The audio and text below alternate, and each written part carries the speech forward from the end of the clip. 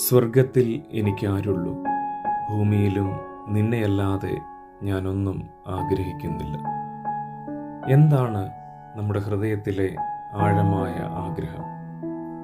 നാം ഏറ്റവും അധികം ചിന്തിക്കുന്നതെന്തോ അതായിരിക്കും നമ്മുടെ ഹൃദയത്തിലെ ആഗ്രഹം. നമ്മെ ദൈനംദിന ജീവിതത്തിൽ മുൻപോട്ട് നയിക്കുന്ന പ്രേരക ശക്തി നമ്മുടെ ആഗ്രഹമായിരിക്കും.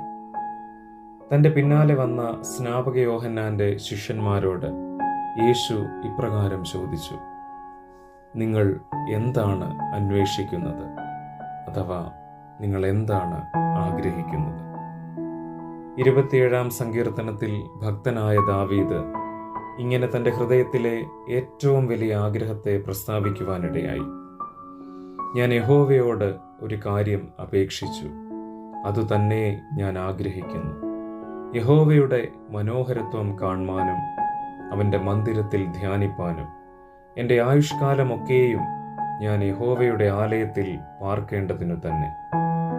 ദാവീദ് ഇവിടെ പറയുന്നത് ഇപ്രകാരമാണ്: ഞാൻ ഒരു കാര്യം അപേക്ഷിച്ചു, അതുതന്നെ ഞാൻ ആഗ്രഹിക്കുന്നു.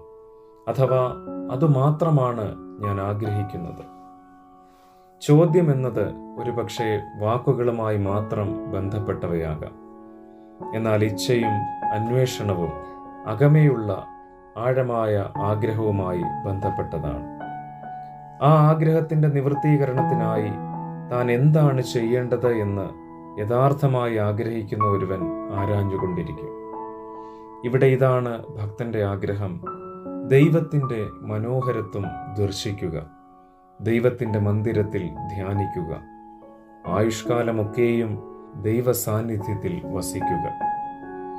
ഞാൻ ഒരു കാര്യം അപേക്ഷിച്ചു, അത് തന്നെ ഞാൻ ആഗ്രഹിക്കുകയാണ് എന്ന് ഭക്തൻ പറയുകയാണ്. കോരഹപുത്രന്മാരും ദൈവത്തിൻ്റെ സാന്നിധ്യം വസിക്കുന്ന ആലയത്തിലേക്കുള്ള പ്രയാണത്തിൽ എൻ്റെ ഉള്ളം യഹോവയുടെ പ്രാകാരങ്ങളെ വാഞ്ചിച്ച് മോഹിച്ചു പോകുന്നു എന്ന് പാടിയിട്ടുണ്ട്.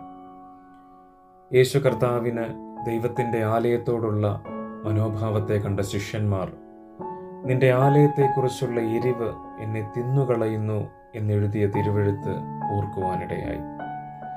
To gaze on the beauty of the Lord, ദൈവത്തിൻ്റെ അത്ഭുതകരമായ മനോഹരത്വത്തെ സസൂക്ഷ്മം ഉറ്റുനോക്കുവാൻ, അഥവാ ആ ദിവ്യ സൗന്ദര്യത്തിൻ്റെ മേൽ ദൃഷ്ടി പതിപ്പിക്കുവാൻ താൻ ആഗ്രഹിക്കുന്നു.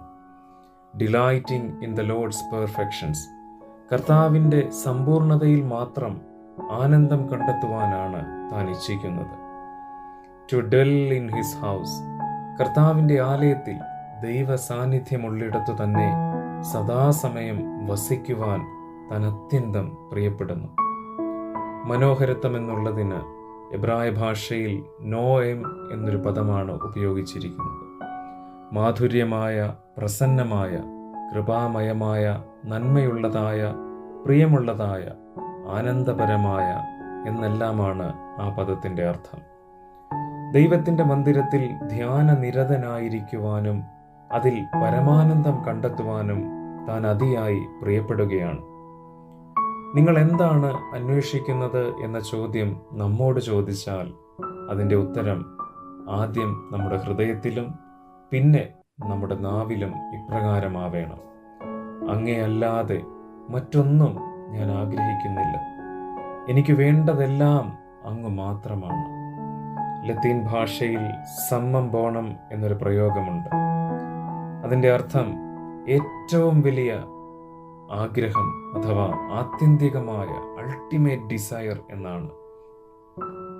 ഞാൻ യഹോവയെ എപ്പോഴും എൻ്റെ മുൻപിൽ വച്ചിരിക്കുന്നു എന്നാണ് യേശു കർത്താവിൻ്റെ ഐഹിക ജീവിതത്തെക്കുറിച്ച് ദാവീദ് പ്രവചനാത്മാവിൽ രചിച്ചത്. എപ്പോഴും പിതാവായ ദൈവത്തെ മുന്നിൽ കണ്ടതുകൊണ്ട് എല്ലാറ്റിലും ഉപരിയായി പിതാവിൻ്റെ ഇഷ്ടത്തിനായി സ്വയം ഏൽപ്പിച്ചു കൊടുത്തതിനാൽ കർത്താവിൻ്റെ ഭൗമിക ജീവിതം സന്തോഷപൂർണമായിരുന്നു. അവൻ എൻ്റെ വലത്തുഭാഗത്തുള്ളത് കൊണ്ട് ഞാൻ കുലുങ്ങിപ്പോകയില്ല.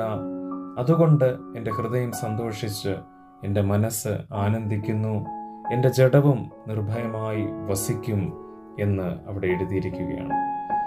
ആകുല ചിന്തകൾ മാറ്റിവെച്ച് കർത്താവിൻ്റെ കാൽക്കലിരുന്ന് തിരുമൊഴികൾ കേട്ടുകൊണ്ടിരുന്ന മറിയയുടെ തിരഞ്ഞെടുപ്പ് പോലെ നശ്വരമായ എല്ലാത്തിനും മീതെ ദൈവ സാന്നിധ്യത്തെ അതിയായി കാക്ഷിക്കുവാൻ എല്ലാറ്റിലും മുഖ്യമായ കൽപ്പന പോലെ പൂർണ്ണ ഹൃദയത്തോടും പൂർണ്ണ ആത്മാവോടും പൂർണ്ണ മനസ്സോടും പൂർണ്ണ ശക്തിയോടും കൂടെ ദൈവമായ കർത്താവിനെ സ്നേഹിക്കുവാനും അവിടുന്ന് മാത്രം എൻ്റെ ഹൃദയത്തിൻ്റെ ആഗ്രഹമായിരിക്കുവാനും സഹായം നൽകണമേ എന്ന് നമുക്ക് പ്രാർത്ഥിക്കാം.